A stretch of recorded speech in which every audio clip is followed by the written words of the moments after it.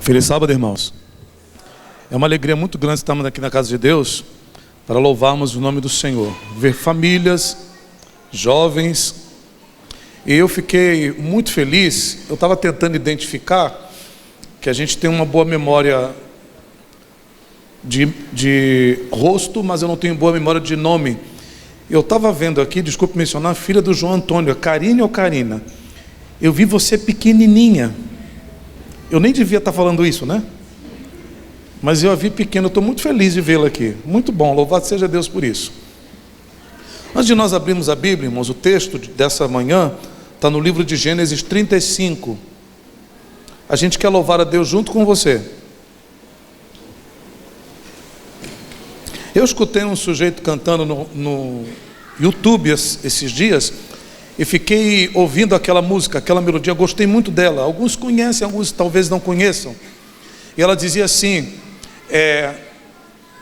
eu escolho Deus. Quem conhece? Ok. Quem não faz ideia do que eu estou falando? Levanta a mão, não tem problema você não saber das coisas. Eu não sei se eu gravei a letra, né?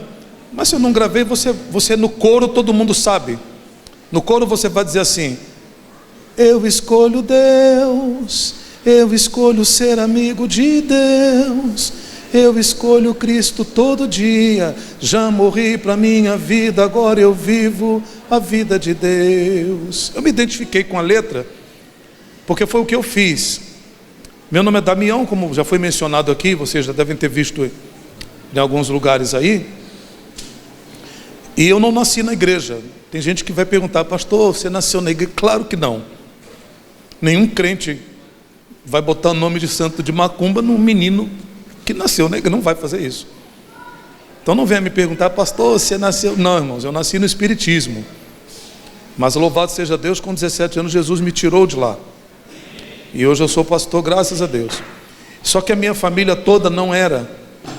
E um certo período da minha vida, eu fiquei diante da família ou diante de Deus.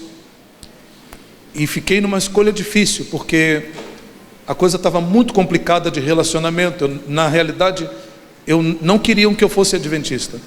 E eu escolhi Deus. Eu escolhi Deus. Quantos fizeram essa escolha também difícil? Chegou um momento na vida que você tem que fazer essa escolha difícil. A gente vai tentar cantar essa música junto com você?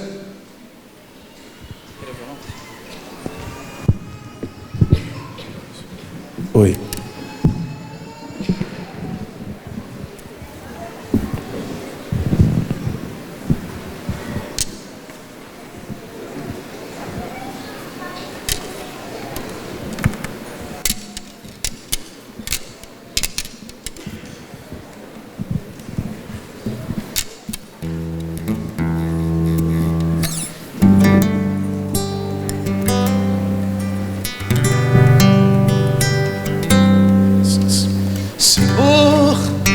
Nasci para te chamar de amor, eu nasci para te chamar de pai,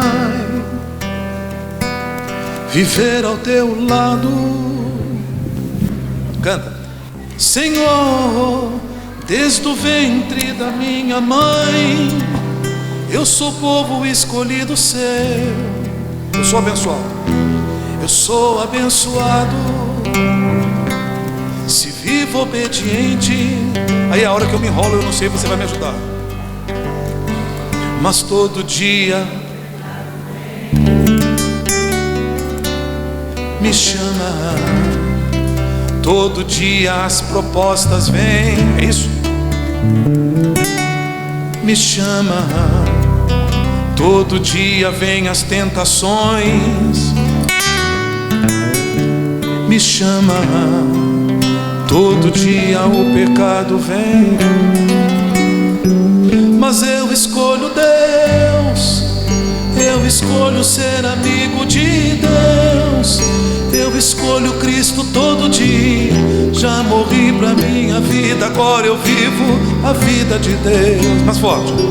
Eu escolho Deus, eu escolho ser amigo de Deus, eu escolho Cristo todo dia.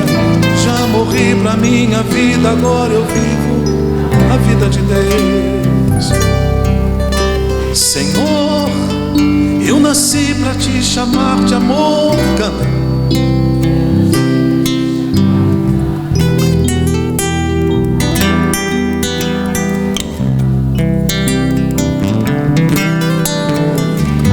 Isso, desde o ventre.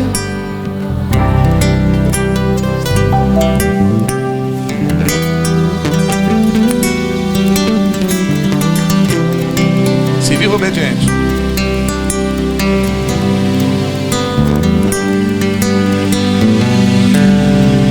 Mas todo dia me chama, todo dia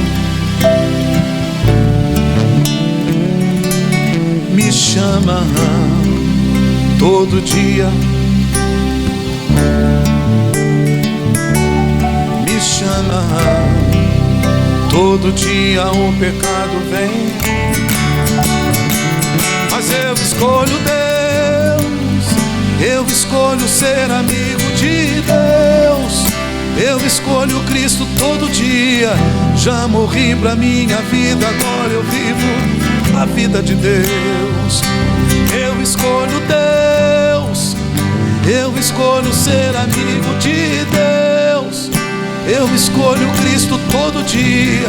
Já morri pra minha vida, agora eu vivo a vida de Deus. Eu escolho Deus, eu escolho Cristo todo dia. Já morri pra minha vida, agora eu vivo.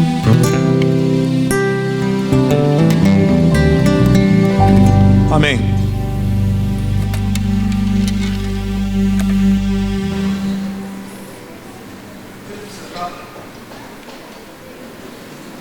Aqui já acabou.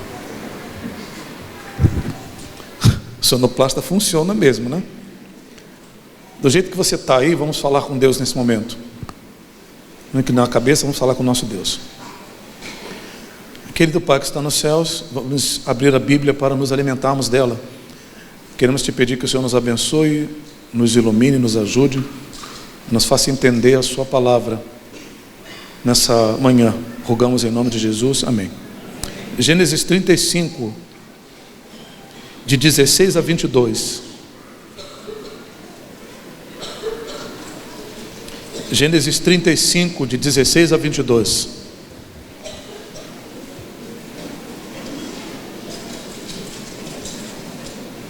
Todos acharam? Amém? Lê comigo. E partiu de Betel, e havia ainda um pequeno espaço de terra para chegar a Efrata. Teve um filho, Raquel, e teve trabalho no seu parto. E aconteceu que, tendo ela trabalho no seu parto, disse-lhe a parteira: não temas, porque também este filho terás. E aconteceu que, saindo-lhe a alma, porque morreu, chamou o nome Benoni. Seu pai chamou Benjamim. Assim morreu Raquel, e foi sepultada no caminho de Efrata, esta é Belém. E Jacó pôs uma coluna sobre sua sepultura, e esta é a coluna da sepultura de Raquel até o dia de hoje. Então partiu Israel e estendeu a sua tenda além de Migdal-Eder. E aconteceu que, habitando Israel naquela terra, lê comigo, foi Rúben e deitou-se com Bila, concubina de seu pai, e Israel o soube. Eram 12 os filhos de Israel. Há 3 pontos nessa história que eu quero dividir com você nessa manhã. O primeiro ponto, o nascimento de Benjamim e a morte de Raquel. Segundo ponto, a coluna que Jacó erigiu em cima da sepultura de Raquel. E último ponto, um incesto. Rúben, primogênito de Jacó, deitou-se com Bila, concubina de seu pai. E a palavra de Deus diz o seguinte no final do versículo 22: e Israel o soube. Eram 12 os filhos de Israel. No verso 18 a Bíblia diz assim: e aconteceu que, saindo-lhe A alma, porque morreu, chamou o nome Benoni, mas seu pai lhe chamou Benjamim. O versículo está narrando o nascimento de Benjamim e a morte de Raquel. Jacó não precisava de mais filhos, ele tinha um monte já. Só que a cultura do seu tempo obrigou Raquel, na tentativa de dar mais um filho para Jacó, que não precisava mais, a perder a própria vida. O esforço, o parto foi tão complicado, que no momento do nascimento de Benjamim, Raquel morreu. Quando o menino nasceu, recebeu o nome Benoni, que no hebraico quer dizer filho da minha dor. Só que quando Jacó pegou a criança nos braços, ele trocou o nome que nós conhecemos na Bíblia hoje e colocou Benjamim, que quer dizer filho da minha destra. O fato é que Raquel morre para Benjamim viver. Essa é a tônica do versículo. Raquel morre para Benjamim viver. Há mulheres iguais a Raquel. Depois que os filhos nasceram, elas morreram. Elas não cuidam mais de si, ficam andando em casa com blusa de vereador furada, não cuidam mais do marido. É uma obsessão tão grande para o filho, que não cuida mais do marido. Compromete o futuro dos filhos, porque esse cuidado extremo, exagerado, não é bom. E compromete também a causa de Deus. Os filhos nasceram e elas morreram. Os filhos são a razão da vida dos pais. Isso é uma tônica verdadeira. Mas, irmãos queridos, os filhos não são a vida dos pais. Repete com o pastor. Os filhos não são a vida dos pais. Se um casal não sai nem para tomar sorvete no shopping, deixa eu falar uma coisa aqui, irmão, em nome de Jesus, leve essa mulher para o shopping hoje, em nome de Jesus. As irmãs, levanta a sua mão, diga glória a Deus por essa palavra, diga aleluia, pastor. Oh, palavra poderosa, amém, Jesus. Leve essa mulher para o shopping, leve essa mulher para fazer o cabelo, pelo amor de Deus. Desculpe, irmão, eu estava precisando falar. Se um casal não sai nem para tomar sorvete mais por causa dos filhos, Benoni, teu casamento vai morrer, se é que ele já não morreu. A palavra de Deus diz que no momento que Raquel morre, Jacó faz uma coisa. A Bíblia diz que Jacó erigiu uma coluna em cima da sepultura de Raquel.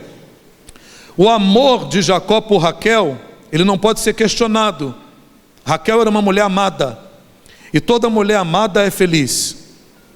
Ele amou tanto a Raquel que trabalhou anos e anos e anos para que tivesse como esposa. E a palavra de Deus diz que ele erigiu uma coluna de amor em cima da sepultura de Raquel. Eu costumo dizer que dar flor para morto é fácil e cômodo.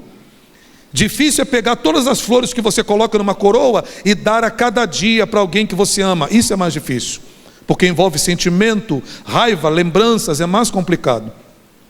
Mas Jacó não simplesmente colocou uma coluna em cima da sepultura de Raquel. Durante a vida de Raquel, ele erigiu colunas de amor para ela, que fazia com que ela entendesse que ela era amada.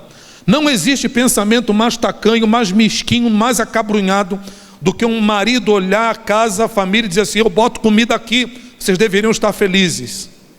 Deixa eu dar um recado para você, irmão, que pensa assim: se você quer criar alguma coisa só com comida, vai criar gado. Eu tive a curiosidade de tentar descobrir o que era a coluna, porque a palavra de Deus diz que Jacó colocou uma coluna em cima da sepultura de Raquel. E eu fui olhar o que era a coluna. Eu descobri uma coisa, irmãos: Jacó não gastou um tostão para colocar a coluna em cima da sepultura de Raquel. Sabe por quê? Coluna é uma pedra. E toda vez que eu falar não gastou um tostão, numa crise dessa você diz amém. Não gastou um tostão? Isso, repete. Ele não gastou nada, era uma pedra. Haviam duas ocasiões que você erigia uma coluna. Primeira ocasião, em honra a uma divindade. Você era devoto a algum Deus, então você pegava uma pedra e erigia algum lugar. e adorava esse Deus, servindo essa pedra em adoração a esse Deus. Era a primeira ocasião.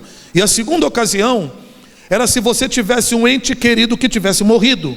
Então você pegava uma pedra e colocava na sepultura, e você então oferecia em memória aquele ente querido. A única coisa que eu descobri aqui, que eu tenho certeza, é que para erigir uma coluna de amor na família, hoje, a gente também não vai gastar um tostão. Amém. Sabe por quê, querido? Pedra você acha em qualquer lugar. Erigir coluna de amor na família não gasta nada, porque pedra você acha em qualquer canto. Mas sabe qual é o problema de erigir coluna de amor na família? Pedra você acha em qualquer canto, mas o nosso drama, pedra pesa, aí é o problema nosso. Eu coloquei aqui algumas dicas para um esposo. Eu não sou lá um maravilhoso esposo não, irmãos. Isso aqui eu prego sempre para mim. A minha esposa fala assim: quando você pregar esse sermão, bota um espelho na frente para ver se você aprende. Eu coloquei aqui algumas colunas de amor que o marido pode erigir para a esposa. Tudo que eu falar aqui, irmão, não vai custar nada, mas dá trabalho. Primeira coluna de amor: sorrir para a mulher. Não custa, mas eu descobri que sorrir para a esposa dá trabalho. Porque para o marido sorrir para a esposa, ele tem que flexionar os poderosos músculos do maxilar. E você não sabe como isso é complicado. Por isso que eu entendo, tem irmão que chega aqui numa seriedade tão grande, não ri para ninguém. Tem criança que tem medo de ficar perto, até os filhos dele saem fora. Eu estou querendo dizer para você, irmão, que eu entendo você. Você já percebeu que tem irmão que não ri para ninguém? Ele vive numa penumbra de santidade tão grande que nem Deus é santo igual a ele, porque Deus sorri. Ele deve ser melhor do que o Senhor. Mas eu entendo você, que dá trabalho sorrir. Então por isso você não sorriu. Segunda coluna de amor, que eu vou falar aqui, não custa nada, mas também dá trabalho: reconhecer que está errado. Não custa, mas eu descobri que dá trabalho. Sabe por quê? Para o marido reconhecer que está errado, ele tem que percorrer a enorme distância que separa a sala da cozinha. Meu Deus, como é longe. Então ele não vai. Então sabe o que aconteceu? Tem marido que brigou com a mulher, não pediu desculpa, a mulher está com a cara aqui bem séria, rindo devagarzinho, ela não fala nada, mas ele brigou com a mulher em casa por causa de horário e fez um inferno em casa, e está aqui com a cara mais lavada assistindo o culto. Entendo você, era longe, por isso que você não pediu desculpa. Terceira coluna de amor: elogiar esposa e filhos. Não custa, mas dá trabalho. Sabe por quê? Para um homem elogiar esposa e filho, ele tem que exercer uma concentração extrasensorial para descobrir a enorme diferença que existe entre um feijão queimado para um feijão que não queimou. Não sabe, não consegue. É muita concentração. Normalmente só consegue ver o feijão queimado. Ele tem que saber a enorme diferença que existe entre um cabelo penteado para um cabelo despenteado. O pastor percebeu, elogiou. A irmã percebeu, elogiou. O ancião da igreja elogiou. Mas o miserável não viu. Ela fez um corte diferente. Todo mundo viu e não viu. Entendo você. Vê que eu estou sendo solidário. Ele tem que saber a enorme diferença entre um 0 e um 10. Também não sabe.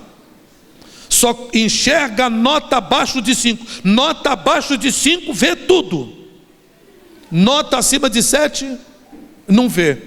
Para elogiar, não sabe. Jacó, no seu tempo, sabia a diferença.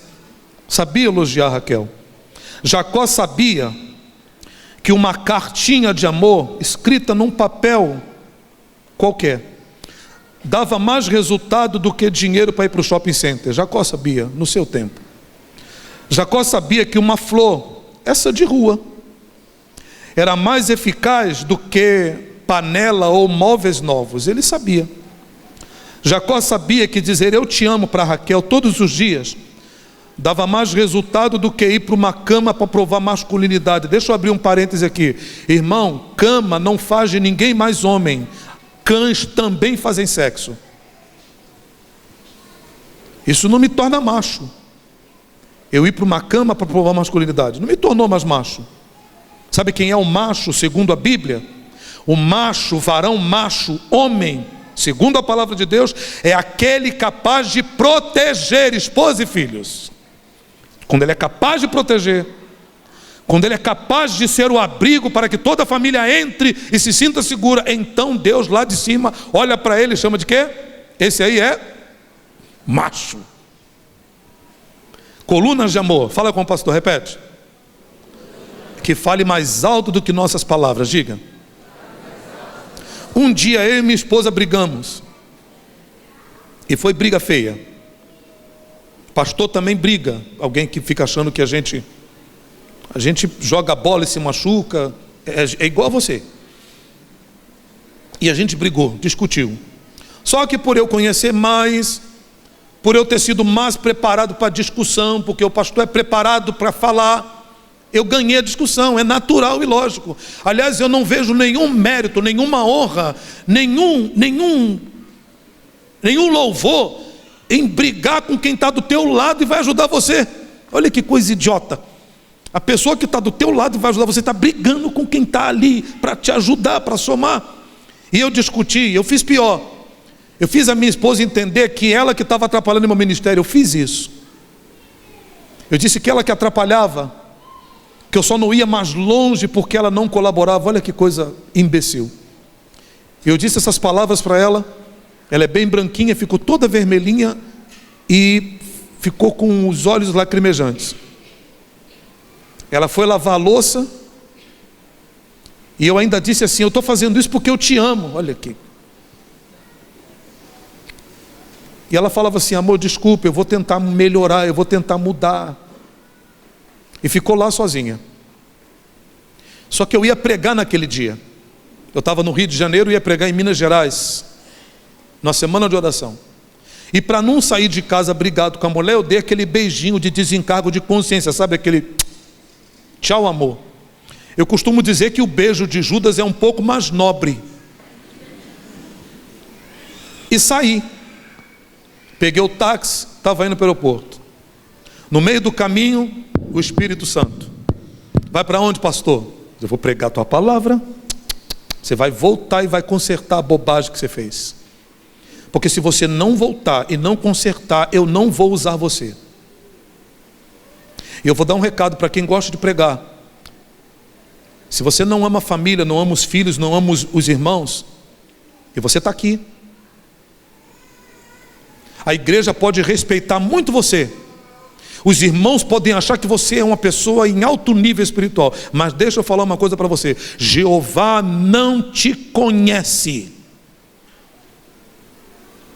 A igreja pode te respeitar, mas se você não ama as pessoas que estão perto de você, Jeová não te conhece, e você não é instrumento na mão de Deus. Eu não podia voltar, porque não dava mais tempo, o ônibus ia sair para Minas, e eu também não conseguia ir, porque Deus não ia me usar, Ele tinha avisado. O que fazer? Lembrei de Jacó: vou mandar uma coluna de amor para minha mulher. Passei numa floricultura, peguei umas rosas, botei esse mato aqui, que eu nunca sei o que é, misturei ali, olhei para o florista e falei: olha, manda essas flores para endereço X. Ele olhou para mim e disse assim: é para quem? Quase que eu disse: não te interessa, mas eu falei: para minha esposa. Ele olhou e falou assim: rapaz, só isso? Aí eu: tá pouco. Aí botei mais um pouco de rosa, eu joguei mais um pouco desse mato aí, e falei para ele: agora você vai levar isso aí lá. Ele olhou para mim e falou assim: rapaz, é para tua esposa? Só isso? Eu falei: cara, faz o que você quiser aí. Irmãos, esse cara fez um buquê gigantesco, uma fortuna fortuna, um monte de dinheiro que ficou lá naquele dia. Quando ele terminou de fazer aquele buquê, eu olhei para ele e falei: está satisfeito agora? Ele só está nervoso? Não. Peguei um cartãozinho pequeno e botei assim: amor, eu fui um idiota, me perdoe. Aliás, irmãos, é a coisa mais inteligente que a gente fala. Amor, eu fui um idiota, me perdoe. Essa palavra idiota vai ajudar demais você. Botei no cartãozinho. Falei para ele: agora manda para esse endereço aqui. Ele ficou olhando assim. Eu falei: o que é agora? Ele: posso opinar? Eu falei: essa altura. Ele disse: rapaz, você está mandando um buquê desse lindo, bonito, e vai mandar um cartãozinho michuruca desse aqui? Eu falei: filho, eu vou fazer o seguinte, eu vou lá para fora, e você vai fazer o que você quiser, e depois você vai mandar para o endereço, vai me dizer quanto vai custar essa coisa aí. Irmãos, esse cara colocou um cartão tridimensional. O cartão tocava um monte de música e abria em 3 direções diferentes. Uma fortuna. Para você ter ideia, eu fui pregar em Belo Horizonte, numa igreja em Belo Horizonte.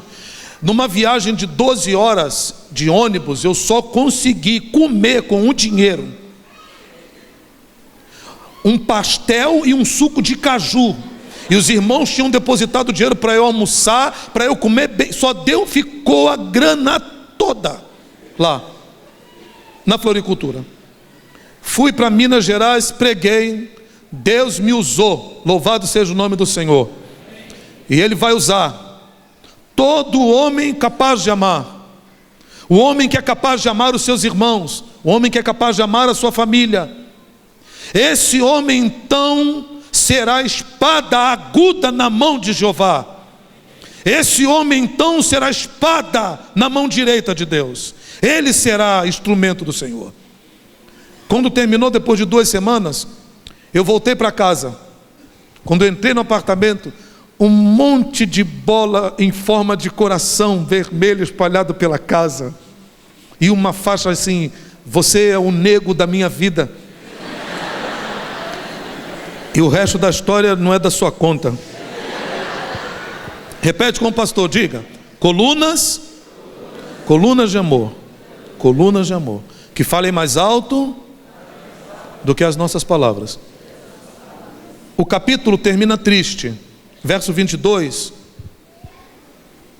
a Bíblia diz assim, lê comigo: e aconteceu que, habitando Israel naquela terra, lê, versículo 22 do capítulo 35 de Gênesis, lê, e aconteceu que, habitando Israel naquela terra, o que diz a Bíblia?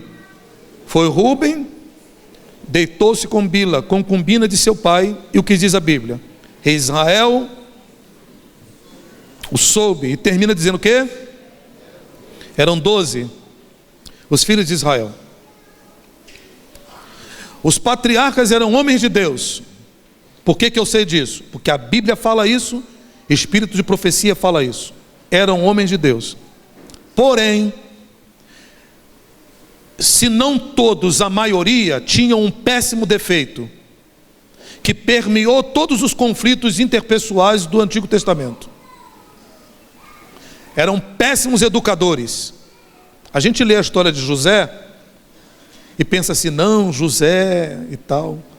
Mas eu tenho a minha opinião pessoal: José era um menino mimado. Isso que ele era. Você nunca pode criar um filho como José foi criado. Nunca. Nunca faça isso. Você tem direito de amar mais a um filho do que a outro. Isso é natural e aceitável.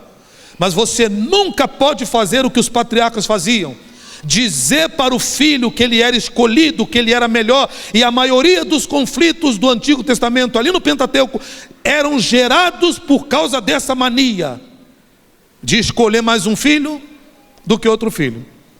Você leu aí um nome, Bila, não é isso que está na sua Bíblia aí? Foi Rúben e deitou-se com Bila. Quem era Bila? Bila era escrava de Jacó, concubina, aliás, escrava de Raquel, concubina de Jacó. Nesse tempo, Deus tolerava a escravidão. O que eu acabei de falar? Que Deus o quê? Eu disse que Deus aceitava? Não. O que acontecia com Deus? Ele tolerava. E Bila era escrava. Eu tive a curiosidade de tentar descobrir quanto que Bila custou. E sabe o que eu descobri? Bila valia 120 dracmas. Era o valor dela. Se você pegar o dracma do 3º século, do tempo de Alexandria, e corrigir para o dólar de hoje, Bila valia entre 900 a 1.300 reais. Era o valor dela. Você está entendendo o que eu estou querendo dizer aqui? Eu estou falando do quê? Do valor de uma mulher. Ela não valia nada. Se Jacó tivesse uma junta de cabras e tivesse que negociar, e do outro lado tivesse Bila, que também podia fazer parte da negociação, ele olhava, vai tu. Bila valia menos que uma junta de cabras. E sabe qual é o pior de tudo? A Bíblia não fala se Bila foi comprada, se Bila se deu como escrava para escapar da fome, se ela nasceu escrava, se ela foi pagamento de uma dívida. A Bíblia não diz nada. A Bíblia só fala uma coisa, e deixa claro uma coisa, que Bila não valia nada. Nada. E sabe qual é o triste, irmãos queridos? Olha para cá, que nesse momento você não tem nada mais interessante do que Deus falar ao teu coração. Sabe qual é o mais triste, irmãos? É que há mulheres dentro da casa de Deus hoje que vivem assim. É triste, mas há. Não tem importância. A última vez que foi feliz foi quando olhou para a foto do casamento. Olha o que eu estou falando, irmãos. A última vez que essa mulher foi feliz foi quando olhou para a foto do casamento. Elas vivem tristes, privadas de recursos financeiros, maltratadas por palavras, vivem sozinhas. Era uma mulher infeliz, Bila. E Rúben não via Bila como membro da família.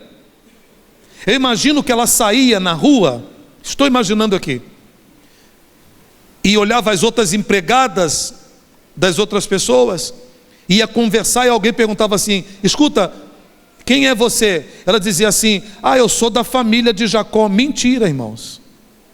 Ela não era da família. E sabe como é que era a vida de Bila? A vida de Bila era a vida de toda pessoa que não se sente amada dentro de casa. Quando você não se sente amado, sabe o que você faz? Você fica tentando fazer tudo certinho, já percebeu? Talvez eu estou falando para alunos aqui, que por causa do jugo, da agressão que recebe quando tira uma nota baixa, a tua luta é tirar uma nota baixa para poder não ser ferido, para poder não sofrer.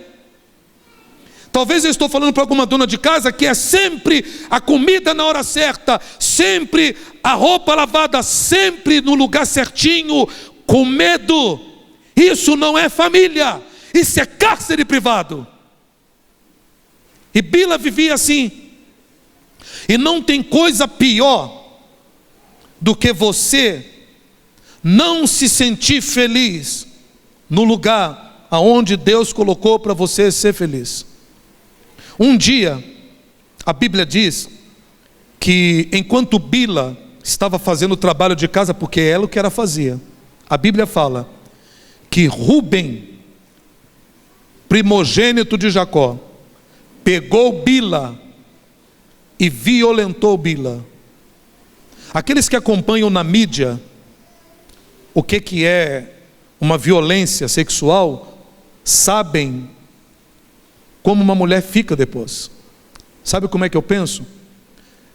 Num canto, sozinha, sangrando, machucada, pensando assim: quando Jacó chegar, eu vou contar tudo para ele. Passou pela cabeça dela. Os filhos de Jacó chegaram, Jacó chegou também, viu ela ferida, viu ela sozinha, viu ela machucada, viu. E como que termina o texto no verso 22? Lê aí, versículo 22 de Gênesis 35, o que diz? Israel, o que diz aí? Israel soube, e depois disso, eram 12 os filhos de Jacó. Ele ficou sabendo e não fez nada. Sabe qual é o triste, irmãos? Existem cônjuges, existem pais, existem filhos que sabem que a mãe, que a esposa, que o marido não é feliz. Sabe das lágrimas que a pessoa derrama na madrugada, sabe. E sabe qual é o triste? Uma flor de rua, escuta, irmão, o que eu estou falando para você. Uma flor de rua, essa que é levada pela enchente de um igarapé, se pegasse essa flor de valão, e levasse para casa e desse para essa mulher, ia mudar a vida dessa mulher. Uma flor de rua. Mas sabe qual é o pior? Tem gente que nem isso faz. Prefere deixar a pessoa morrer sem carinho, sem amor. Um telefonema só, dizendo assim: filho, eu sei que você está se esforçando para passar de ano, só isso ia mudar tudo, mas não faz. Deixa morrer sem carinho, sem amor. Um telefonema, uma mensagem no WhatsApp: mãe, eu sou muito mal criado, mal criada, mas eu amo você. Uma mensagem ia mudar a vida dessa mãe, mas não faz. E assim como Jacó sabe que a pessoa está morrendo, sabe. E eu incluo nesse ciclo, nessa argumentação, os alunos rejeitados, vítimas de bullying só porque são diferentes. Uma palavra amiga: cara, olha, a gente está com você, ia mudar a vida dessa moça, ia mudar a vida desse cara. Sabe que a pessoa está morrendo, mas não faz nada, e tem a cara de pau de botar uma roupa e vir sábado para a igreja para adorar o nome do Senhor. Eu poderia fechar a Bíblia, irmãos, porque a história de Bila termina aqui. Só que há um Deus no céu. Levanta a mão e fala assim: há um Deus, levanta o dedo, diga assim: há um Deus no céu. Há um Deus no céu, aleluia. Fala assim agora, aponta para você e diga assim: Jeová me vê. Não há uma lágrima vertida que Deus não saiba. Não há uma lágrima vertida que Deus não conheça. Pastor, eu estou triste, pastor. Pastor, eu já tive vontade de morrer, pastor. Olha para mim, irmão, irmã. Nenhuma lágrima que você derramou, Deus deixou de ver. Deus conhece você. Ele mandou vir aqui dizer para você que Ele está disposto a restituir o que você perdeu. Jacó sabia, não fez nada, só que Deus ficou sabendo. E Deus é um Deus de vingança, sim. Ninguém toca num filho de Deus e vai sair impune. Ninguém. Aleluia por isso. Abre lá no livro de Gênesis 49.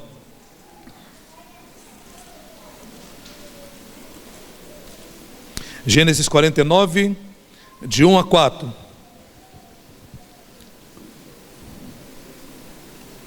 Lê comigo. Depois chamou Jacó seus filhos e disse: lê.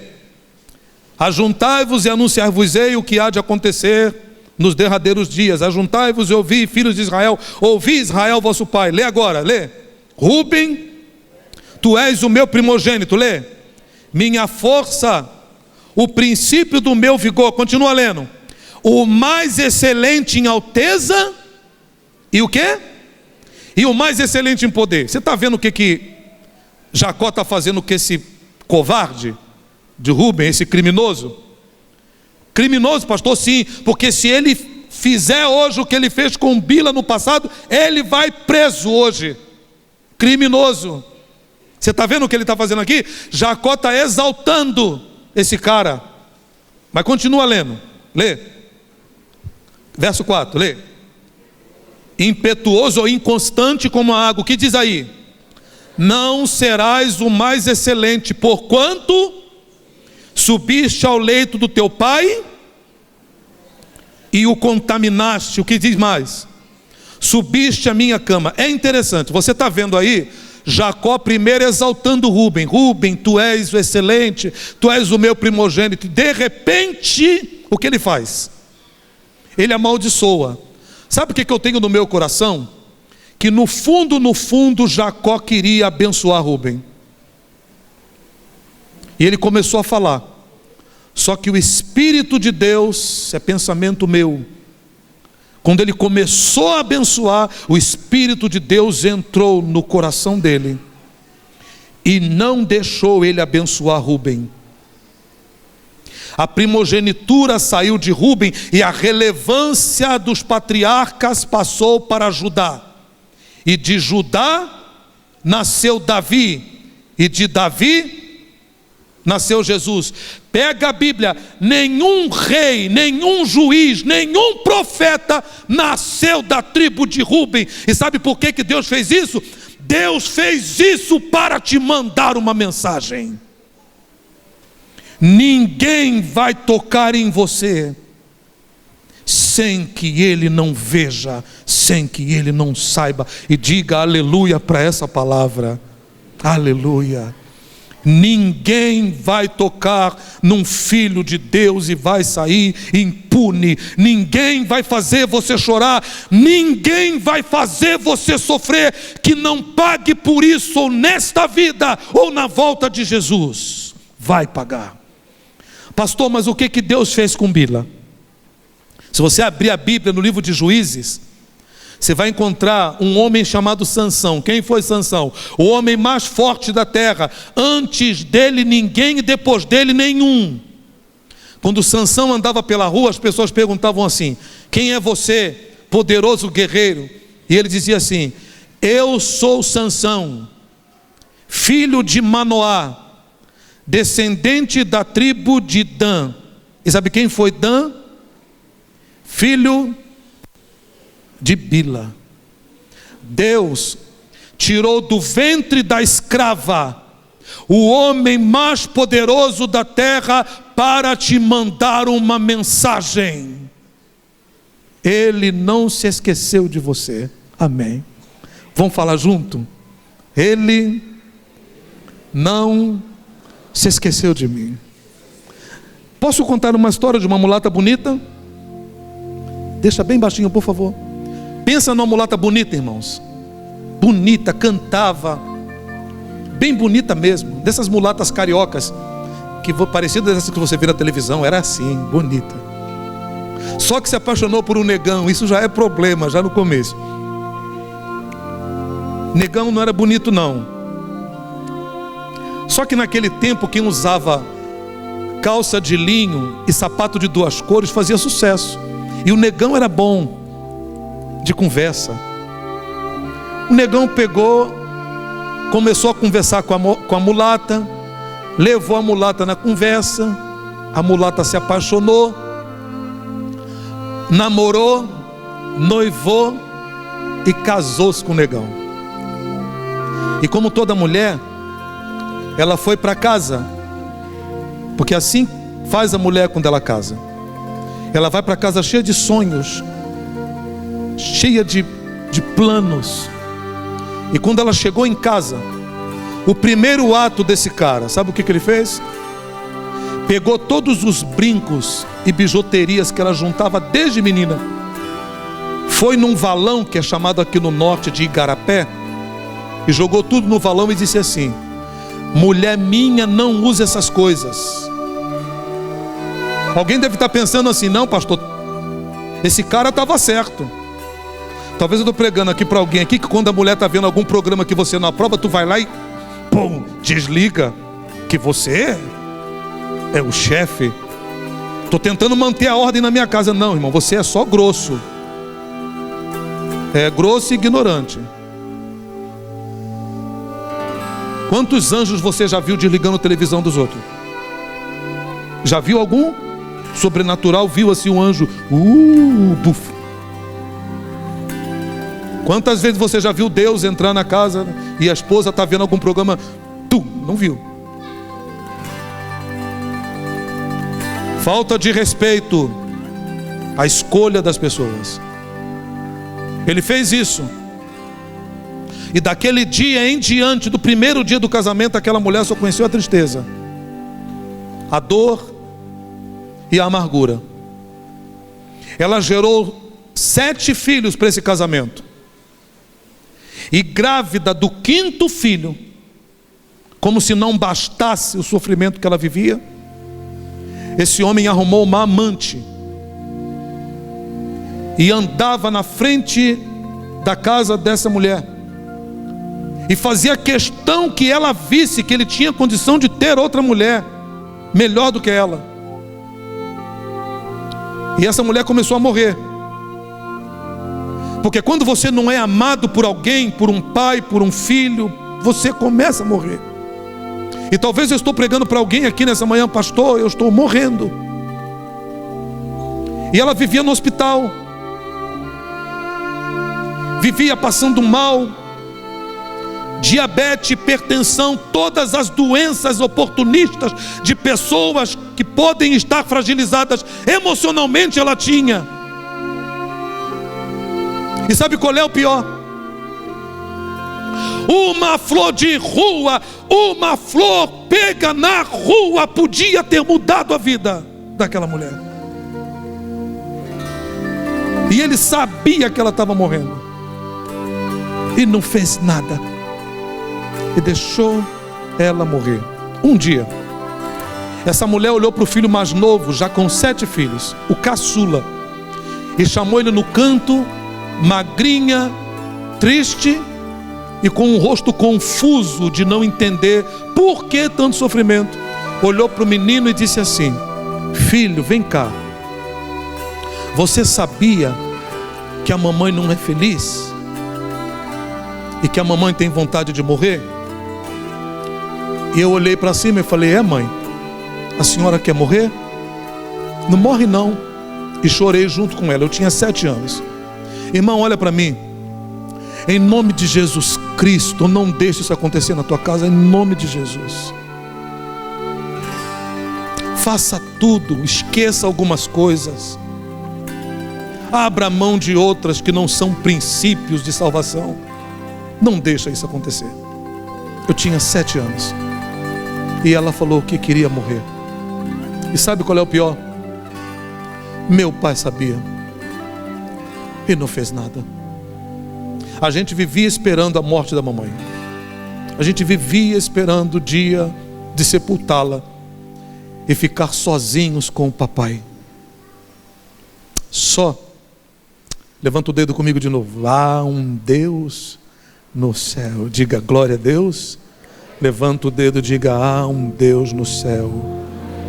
Jeová vê. Jeová vê. E quando a gente esperava que a mamãe ia morrer, meu pai foi antes. Morreu antes dela. Inesperadamente. Você vai ouvir algo da boca de um pastor que talvez não vai escutar nunca mais. Mas quem viveu o que eu vivi vai entender o que eu vou dizer. Existem pessoas que saem de nossa vida ou pela morte ou pelo abandono, que são providências divinas que Ele permite para dar livramento. E quem viveu o que eu vivi, entende. Pastor, você está dizendo que Deus mata? Eu não disse que Deus mata. Eu disse que Deus permite. Então, se tem alguma irmã aqui que o marido seu abandonou você, te traía, te batia, foi embora e tu está esperando para eu orar por você lá fora, não vou orar para essa praga voltar para a tua vida, não.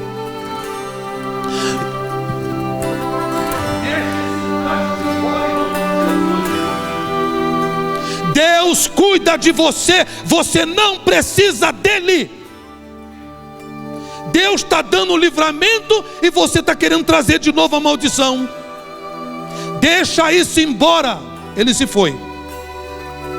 A nossa família respirou e não entendeu o que aconteceu. A mamãe pegou a aposentadoria dele, que eu esqueço o nome, como chama, quando a esposa... A pensão. É a pensão? Sei lá o que é. 2 salários. Aí espalhou aquele monte de dinheiro em cima da mesa. E ela nunca tinha feito compra, irmãos. Pensa, nunca fez. Ela ficou olhando assim. E eu do lado, ela: filho, olha quanto dinheiro. Eu falei: mãe, estou vendo.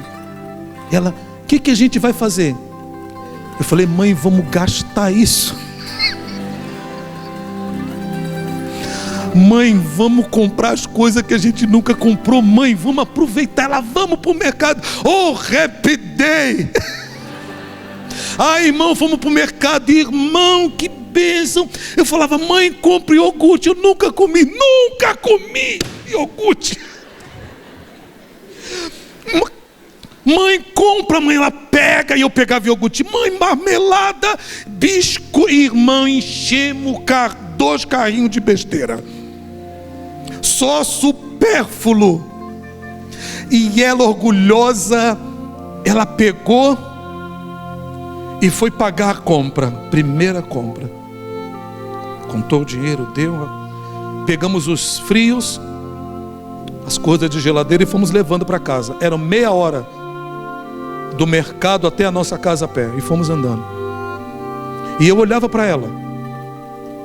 E ela, de cabeça baixa, ia andando comigo. Sabe por que ela estava de cabeça baixa? Irmãos, porque assim foi a vida dela sempre. Talvez eu estou pregando para alguém aqui nessa manhã: pastor, assim foi minha vida sempre. Sempre de cabeça baixa. Sempre, pastor. Só, querido, que Deus havia visitado nossa casa. Nós não éramos nem crentes ainda. E ela percebeu que ela não precisava mais ficar de cabeça baixa. E eu vi, me lembro como se fosse agora, a primeira vez que eu vi a minha mãe levantar a cabeça. Ela olhou para o sol acima de nós, encheu o peito de ar e disse para mim assim: filho, vamos começar a viver. E daquela data, a minha mãe viveu mais de 25 longos anos.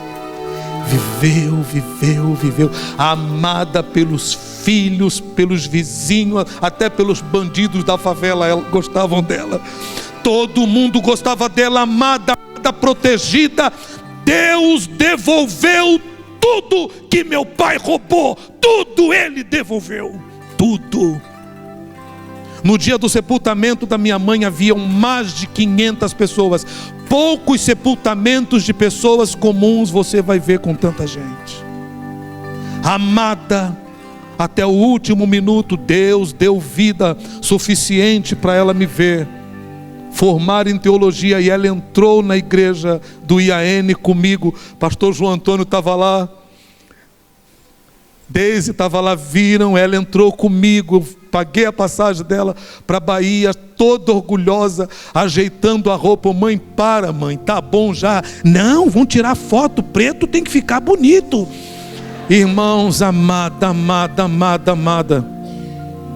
E no sepultamento dela, eu tive a alegria de ouvir dela: olha, eu estou partindo orgulhosa de ter visto você se tornar um homem de bem, e partiu.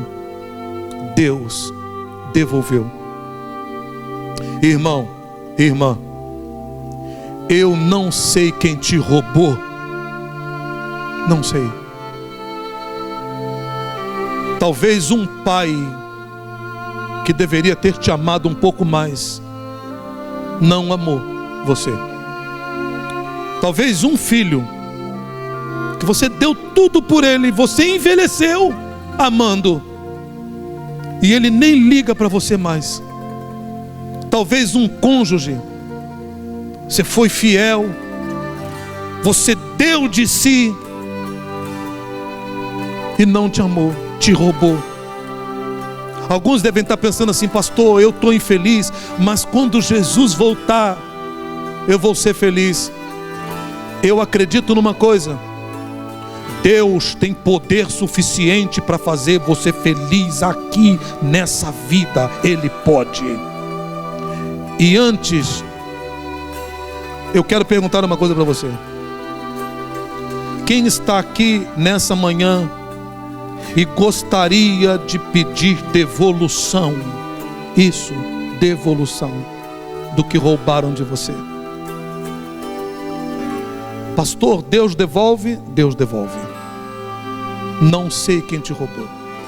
Eu vou louvar a Deus com uma música chamada Serei Contigo. À medida que eu estiver cantando, você vai levantar do teu lugar, vai vir à frente. Pastor, tenho vergonha, tenho medo. Medo deveria ter agora quem te roubou. Levanta do teu lugar, vem aqui, e eu quero orar por você. Quem gostaria de ser a primeira pessoa? Pastor, é comigo. Eu quero de volta o que tiraram de mim. Levanta do teu lugar, vem aqui, eu quero orar por você.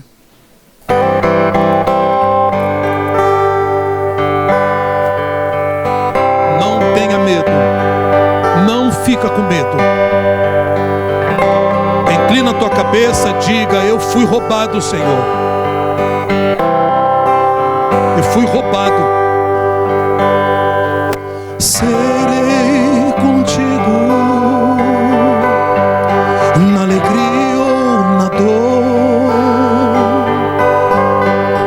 quando orares. Escuta isso, olha. Eu te ouvirei,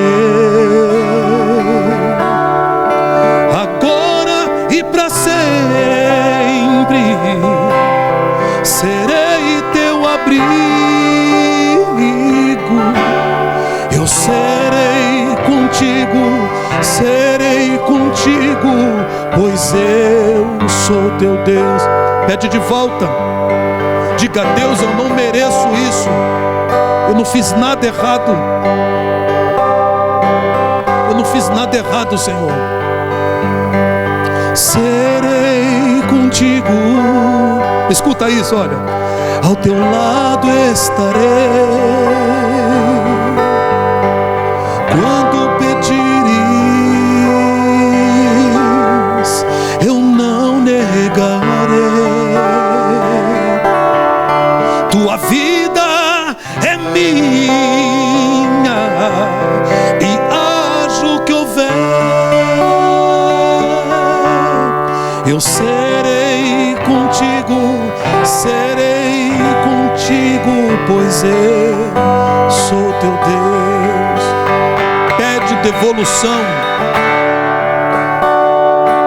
É possível que o teu coração nunca aceitou isso e vive engasgado com essa mágoa, com essa dor. Foi roubado e foi roubo. Quem tinha o dever de te amar deveria ter te amado, não podia ter te roubado. Então agora pede de volta. Diga: Deus, me devolve. Eu quero sorrir, eu quero ser feliz, eu quero me levantar. Me ajuda, me devolve. Ele devolveu para uma escrava, esquecida por todos, até que se diziam seguidores de Jeová. Ele se lembrou da escrava, vai se lembrar de você também. Sabe o que eu imagino? Até hoje eu nunca vi ninguém mencionar que Bila vai para o céu. Nunca. Mas eu quero imaginar quero que você imagine junto comigo, Bila no céu. Pensa, ela vai abrir o olho, vai subir. Que negócio é esse aqui? Vai entender nada. Vai chegar lá em cima, Jesus, eu imagino, vai chegar perto dela. Oi, Bila, tudo bem? Ela, quem é você? E ele vai explicar. E sabe qual vai ser a pergunta dela, eu imagino? Em qual casa que eu vou trabalhar aqui? Meu Deus. Olha a pergunta de Bila para Jesus. Em qual casa que eu vou trabalhar aqui? E ele vai dizer, não, você não vai trabalhar aqui. Vai trazer Sansão perto dela. E aquele monte de menino adventista com aquele boneco de Sansão da Superbom, sei lá, pedindo autógrafo, escreve aqui, porque guri é assim. E ela olhando Sansão do lado, e Jesus vai contar a história de Sansão para ela, e ela vai dizer, que homem nobre, que homem poderoso, quem é ele? E Jesus vai apontar para o ventre dela, eu tirei ele da sua descendência para mandar uma mensagem para as pessoas que estão na fama. Ele não se esqueceu de você. E antes de terminar, eu vou dar um recado mal criado. Talvez eu estou pregando aqui para alguém que você é o pivô da tristeza dos seus pais, da sua esposa, do seu esposo, dos seus filhos, de um avô, de um amigo. Você é quem tem causado a dor. Você é quem tem encarnado até a pessoa perder a autoestima. Você é quem fere. Deixa eu te dar um recado. Você tem até o pôr do sol desse dia para pedir perdão do que você roubou. Porque eu vou me ajoelhar 10 horas da noite hoje. E se você não pediu perdão para o amigo que você fez o bullying, para a pessoa que você diminuiu, para quem você roubou, eu vou orar para nada mais dar certo para você. Malcriado, pastor. Você supera isso. Pastor, não acredito nisso não. Então tenta, por favor, até o pôr do sol, para pegar o telefone e ligar para sua mamãe, me perdoa de eu nunca ter te dado atenção devida. Filho, me perdoa porque eu não fui um pai exemplar para você. Querida, me perdoa pela dor que eu te causei. Peça perdão para que Deus tenha piedade de você. E você que foi roubado, um dia você vai mandar ainda um WhatsApp na beira de uma praia ou de um rio, comendo peixe e açaí. Aleluia! Amém? Feliz, e vai mandar no WhatsApp, pastor, sabe onde eu estou? Feliz, sorridente, Deus me devolveu, pastor. Você ainda vai mandar o WhatsApp desse para mim, feliz, porque Deus nessa manhã está sendo para você o Deus da devolução. Querido Pai que está nos céus, em nome de Jesus eu te invoco.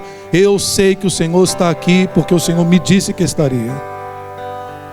Quero te pedir, meu Deus, visita agora Bila, na pessoa de um irmão, de uma irmã, de um filho, de uma filha, de uma avó. Visita, Deus, e em nome de Jesus devolve o que roubaram dele e dela. Alguns estão esperando ser felizes só na sua volta, Jesus. Mas o Senhor pode fazer uma pessoa feliz aqui nessa terra, porque o Senhor tem autoridade no céu e na terra. Abençoa, meu Deus. Devolve. E que se cumpra a palavra que eu dei, Jesus. Se tem alguém aqui que é pivô da infelicidade de alguém, tem até o pôr do sol para devolver o que roubou. Peço a tua graça, a tua bênção, em nome de Jesus, amém. Abraça quem está do teu lado e fala assim: Deus vai te devolver. Você vai sorrir, você vai comer açaí com peixe ainda. Se for vegetariano, come com glúten. Fala para ele, dá um abraço, isso. Fala, Deus vai te devolver. Que Deus abençoe você. Até amanhã, se Deus quiser.